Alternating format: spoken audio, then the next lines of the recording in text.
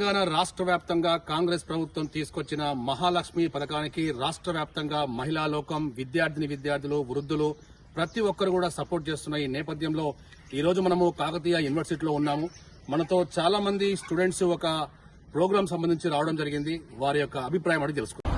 Thank you, JSW TV. We are happy to have this golden opportunity, and our new CM Revanth Reddy sir has implemented a new scheme, that is Mahalakshmi scheme, and we are utilizing it a lot, and it is useful for women, upcoming youth, and it is also useful for the young women. If they are going to their offices or another else, they are using that free buses and using that RTC buses, and we are very thankful to have this. And no other government which has been passed before us, before this government, they haven't thought about this scheme. This is the great team. We are happy to have this scheme. And నాకు ఈ అవకాశం ఇచ్చిన JSW TV వారికి ధన్యవాదాలు.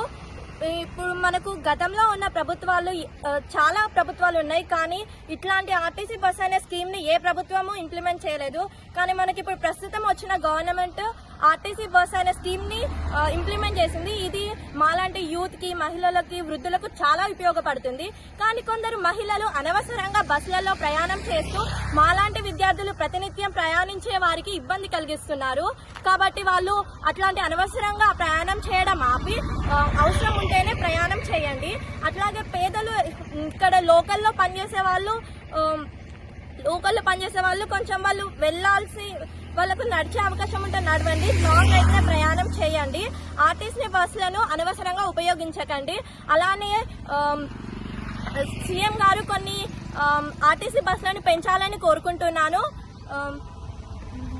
महिलाओं के लिए free बस और शादीशुदा होने वालों को पैसे दे रहे हैं और गरीब लोगों को पेंशन भी दे रहे हैं. वो ऐसा सीएम हमारे यहाँ और कोई भी नहीं था.